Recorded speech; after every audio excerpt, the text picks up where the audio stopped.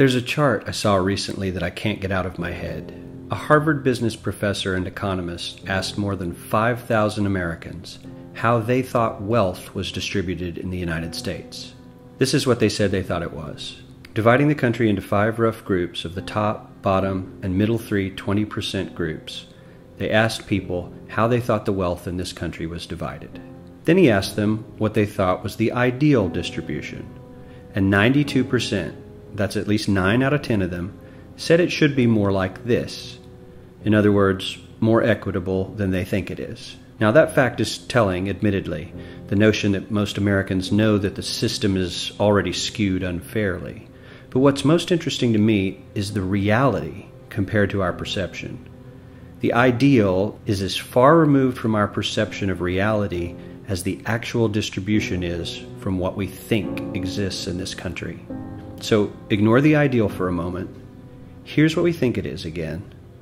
And here is the actual distribution. Shockingly skewed. Not only do the bottom 20% and the next 20%, the bottom 40% of Americans barely have any of the wealth. I mean, it's hard to even see them on the chart. But the top 1% has more of the country's wealth than 9 out of 10 Americans believe the entire top 20% should have. Mind-blowing. But let's look at it another way, because I find this chart kind of difficult to wrap my head around. Instead, let's reduce the 311 million Americans to just a representative 100 people. Make it simple. Here they are: teachers, coaches, firefighters, construction workers, engineers, doctors, lawyers, some investment bankers, a CEO, maybe a celebrity or two. Now let's line them up according to their wealth. Poorest people on the left, wealthiest on the right, just a steady row of folks based on their net worth. We'll color code them like we did before based on which 20% quintile they fall into. Now let's reduce the total wealth of the United States, which was roughly $54 trillion in 2009, to this symbolic pile of cash. And let's distribute it among our 100 Americans. Well, here's socialism, all the wealth of the country distributed equally. We all know that won't work. We need to encourage people to work and work hard to achieve that good old American dream and keep our country moving forward. So, here's that ideal we asked everyone about. Something like this curve. This isn't too bad. We've got some incentive, as the wealthiest folks are now about 10 to 20 times better off than the poorest Americans. But hey, even the poor folks aren't actually poor, since the poverty line has stayed almost entirely off the chart. We have a super healthy middle class with a smooth transition into wealth. And yes, Republicans and Democrats alike chose this curve. 9 out of 10 people, 92%, said this was a nice, ideal distribution of America's wealth. But let's move on. This is what people think America's wealth distribution actually looks like. Not as equitable, clearly, but for me, even this still looks pretty great. Yes, the poorest 20 to 30% are starting to suffer quite a lot compared to the ideal, and the middle class is certainly struggling more than they were, while the rich and wealthy are making roughly 100 times that of the poorest Americans, and about 10 times that of the still healthy middle class.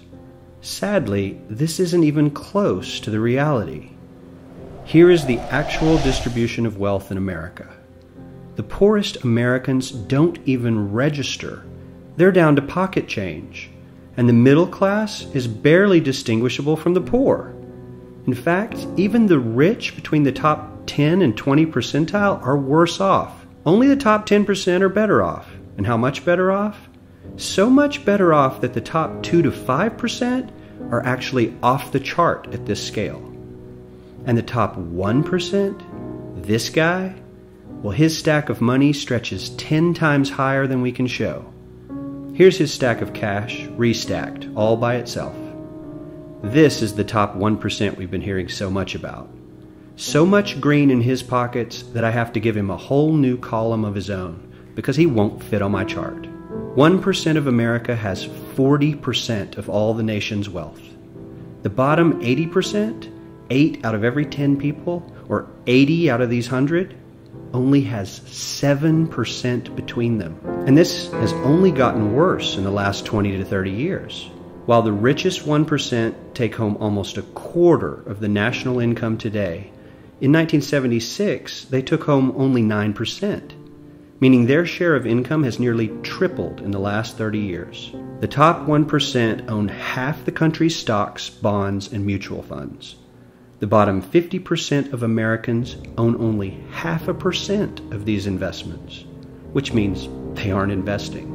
They're just scraping by. I'm sure many of these wealthy people have worked very hard for their money, but do you really believe that the CEO is working 380 times harder than his average employee? Not his lowest paid employee, not the janitor, but the average earner in his company.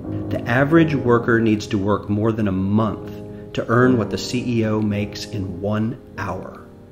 We certainly don't have to go all the way to socialism to find something that is fair for hardworking Americans. We don't even have to achieve what most of us consider might be ideal. All we need to do is wake up and realize that the reality in this country is not at all what we think it is.